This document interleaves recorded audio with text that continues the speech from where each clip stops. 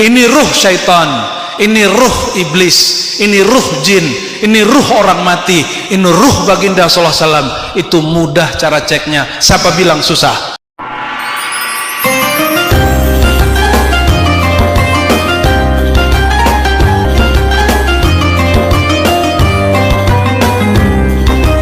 Maka rasakan guru di hadapan.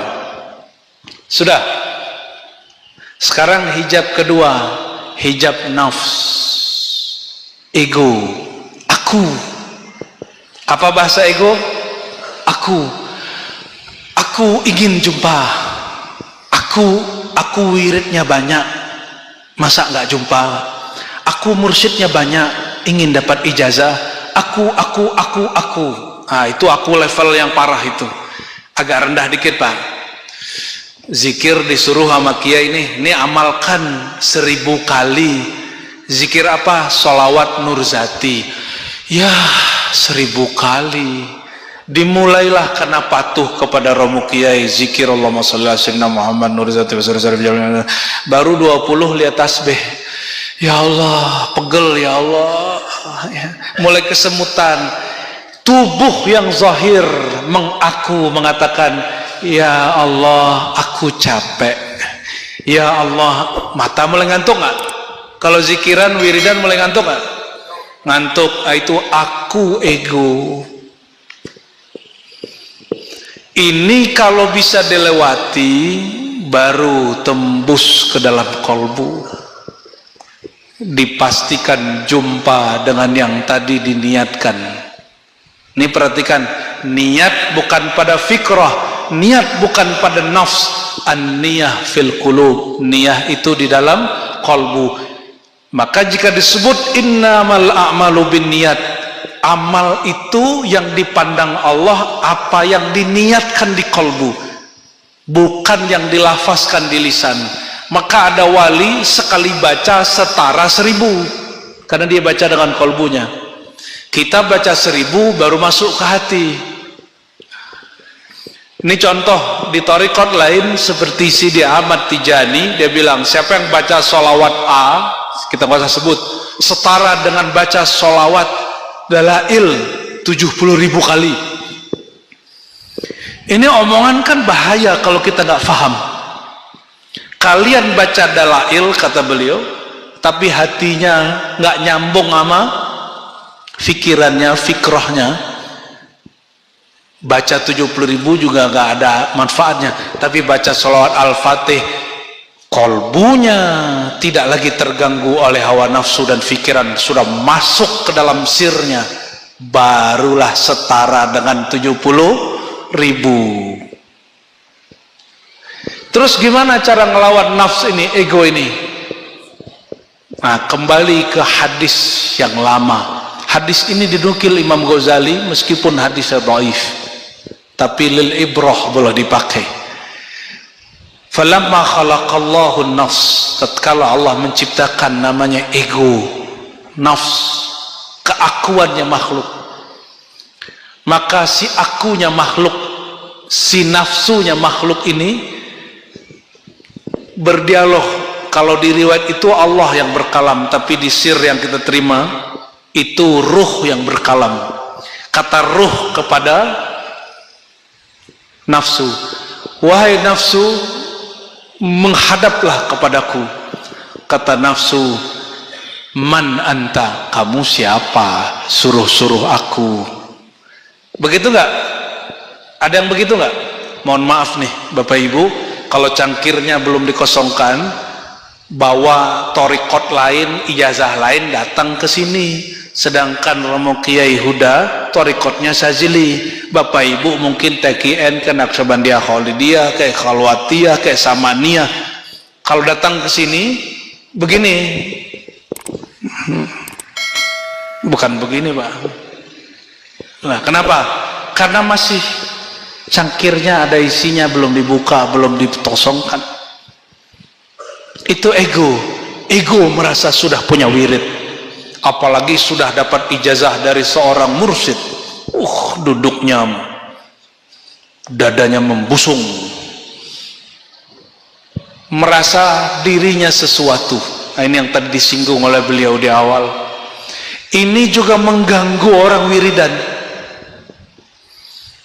Apalagi datang ke sini mau cek ini sunnah apa bid'ah, ini sunnah apa bid'ah.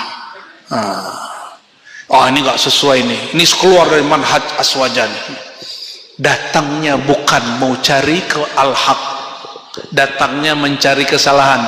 Mohon maaf, yang nggak punya kesalahan wali apa nabi?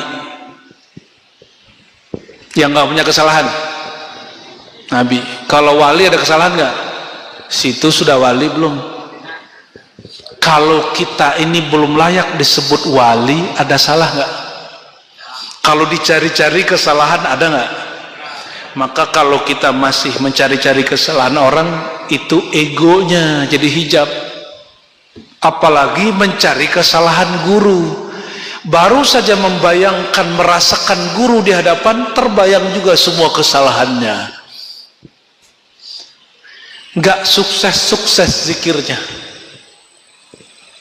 Sudah oke? Maka ulama kita bagi nafs itu ada 7. Nah, ini pembahasan sudah banyak yang mengkaji nafs ammarah, nafs mulhamah, nafs mutmainnah, terus radiyah, mardiyah, insan kamil dan sebagainya. Saya nggak usah bahas itu. Sudah kita putus jalan cepat saja ya. Ya. Sekarang baru masuk ke dalam kolbu. Yang mati, Bapak Ibu, yang mati. Kullu nafsin za'iqatul maut. Setiap nafs merasakan mati. Jadi yang mati siapa? Nafs. Kolbu mati nggak? Kolbu mati itu di saat orang masih hidup tapi dia menolak kebenaran, kolbunya mati. Berarti untuk bab ini jangan aktifkan fikrah, aktifkan kolbu. Kolbu itu tugasnya cuma 2, tasdik, taslim.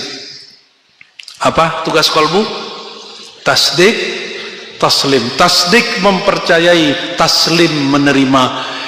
Percaya saja bahwa kalam guru kita bersumber dari gurunya, dari Rasulullah SAW. Jumpa beliau pasti hak.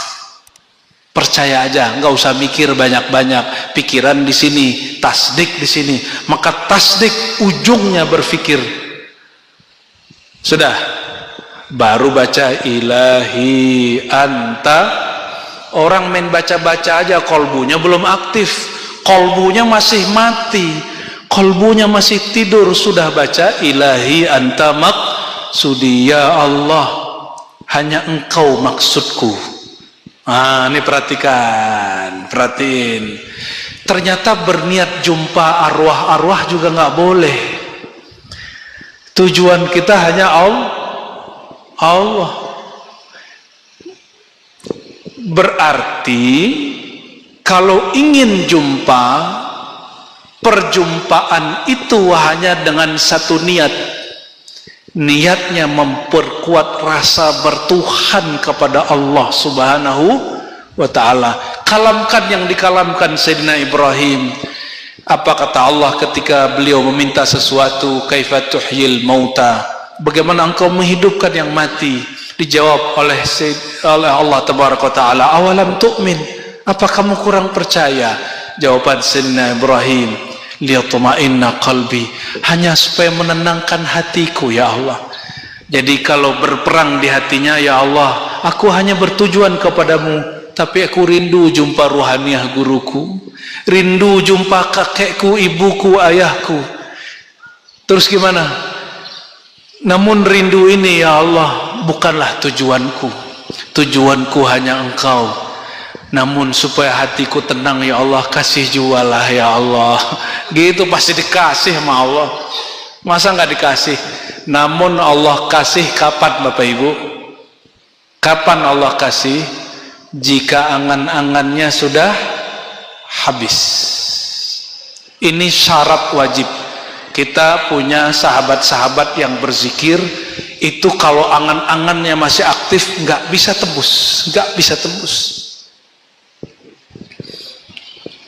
Ya, jadi ada salah satu sahabat kita dianggap orang nggak pernah kasyaf. Orang-orang itu lapor ke saya, Syanu nggak pernah kasyaf, Buya. Saya bilang, oh tenang, kamu kan nggak tahu dia siapa.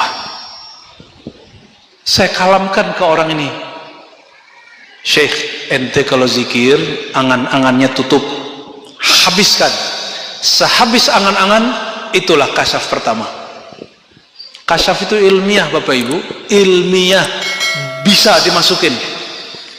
Oleh karena itu, antara halusinasi syaitan, antara halusinasi pikiran, antara angan-angan pikiran, keinginan-keinginan nafsu dengan nuraniyah, nurnya kalbu, itu mudah cara ceknya, mudah sekali.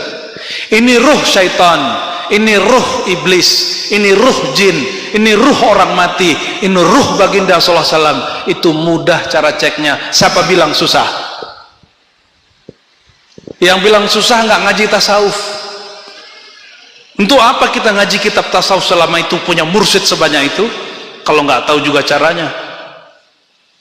Ah susah Ustaz, susah, ente pakai ini karena kurang tasdik.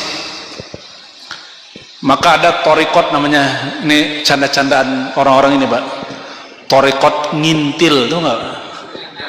Torikot ngintil ya, udah apa kata guru ikut aja gitu.